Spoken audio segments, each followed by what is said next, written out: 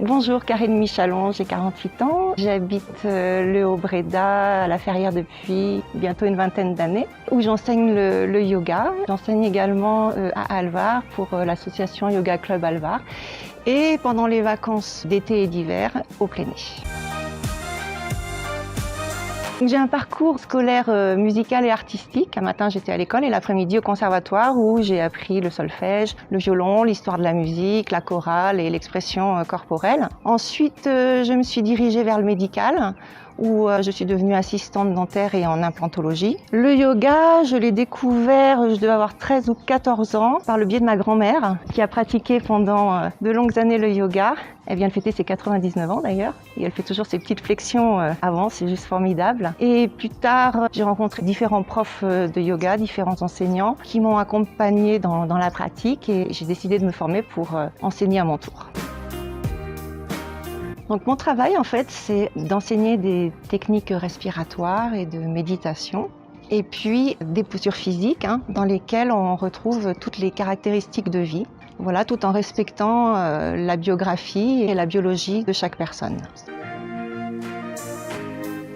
Alors à mon sens, le yoga, je suis persuadée qu'il a un impact sur le plan physique, émotionnel et mental. Vers l'âge de 40 ans, comme beaucoup de gens dans cette période-là, j'ai commencé à me poser pas mal de questions sur ma vie, sur la vie en général. Et j'ai trouvé les réponses à mes questions dans le yoga. Parce qu'en fait, le yoga, c'est l'espace, c'est l'équilibre, c'est la discipline, c'est la maîtrise de soi, c'est arriver à dompter ses pulsions. Ça m'a apporté énormément et je me suis dit que ce serait vraiment sympa de pouvoir partager ça avec d'autres personnes si ça peut leur apporter un bien-être personnel, surtout à l'heure actuelle, on en a vraiment besoin. Alors les inconvénients dans cette profession, c'est qu'il faut éviter de se faire mal parce que faire un cours avec une jambe dans le plâtre, c'est possible mais c'est très très difficile. Donc on évite. Moi j'y trouve que des avantages puisque de toute façon le but c'est d'apporter du bien-être et vous le ressentez quand vous voyez dans les yeux des gens des petits papillons qui s'envolent, c'est juste magnifique. Donc je pense que l'important, c'est de rester tout à fait naturel. Parce qu'en fait, les gens, ce qu'ils viennent chercher, c'est pas forcément juste un cours de yoga. Ils viennent rechercher un feeling, ils viennent chercher quelque chose qui leur ressemble, qui les touche. On peut pas leur mentir. On n'est pas là pour juste faire de belles phrases philosophiques. Non, ça va bien plus loin que ça. Non, on peut commencer à tout âge et on peut même commencer très très tard, même à 80 ans, il n'y a aucun problème avec ça. Oui, j'évite cette activité toute l'année, j'ai fait ce choix-là. À la Ferrière, la salle n'est pas très grande, donc très vite j'ai proposé un deuxième cours, voilà. Pour ma part, je me lève tôt le matin, j'aime bien me lever avant que le jour se lève. Je trouve ça super parce qu'en fait, je suis dans le silence, je suis concentrée, je suis dans un état encore un peu méditatif. Je travaille beaucoup le matin, donc la préparation de mes cours, pratique personnelle. Et puis j'étudie aussi beaucoup l'anatomie parce que j'aime bien comprendre ce qui se passe dans notre corps quand on fait une posture et j'aime bien aussi l'expliquer à tous mes yogis pourquoi on fait telle posture et qu'est-ce qui se passe dans notre corps quand on fait telle ou telle posture.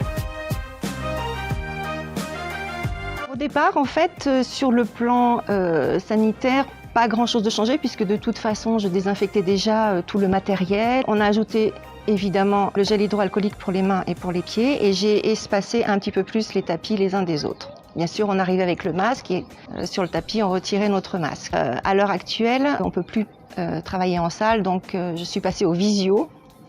Ce qui n'a pas été simple du tout parce qu'en plus pour moi le yoga c'est pas une connexion internet, c'est plus une connexion physique même. Mais finalement je me suis rendu compte que c'était pas si mal le visio dans le sens où chaque semaine on a ce petit rendez-vous qui permet de nous retrouver. J'ai pas mal de personnes qui sont seules, qui ont perdu un mari ou une femme et du coup ça leur permet justement d'avoir ce moment de bien-être, d'oublier un petit peu tout ce qui se passe et se faire du bien. Alors j'ai une petite anecdote qui me revient souvent. Bon, moi elle me fait beaucoup rire, je sais pas si elle fera rire tout le monde, mais bon c'est comme ça. Quand j'ai monté ma petite entreprise, en fait, j'ai dû faire appel à différents organismes et j'étais au téléphone avec une personne qui me parlait de façon assez sèche, brutale.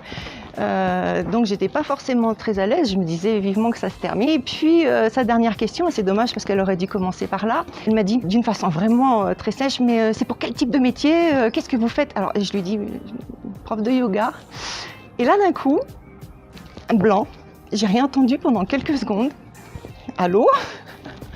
Et en fait la personne d'un coup s'est remise à me parler, mais sur un ton calme, très calme. Elle m'a dit, ah, vous êtes prof de yoga? Ah mais vous savez, j'adore le yoga, je pratique, j'en ai tellement besoin. Et en fait, ça s'est transformé dans une discussion sur le yoga et j'ai trouvé ça juste formidable parce que je me suis dit comme quoi il a vraiment un impact jusque-là.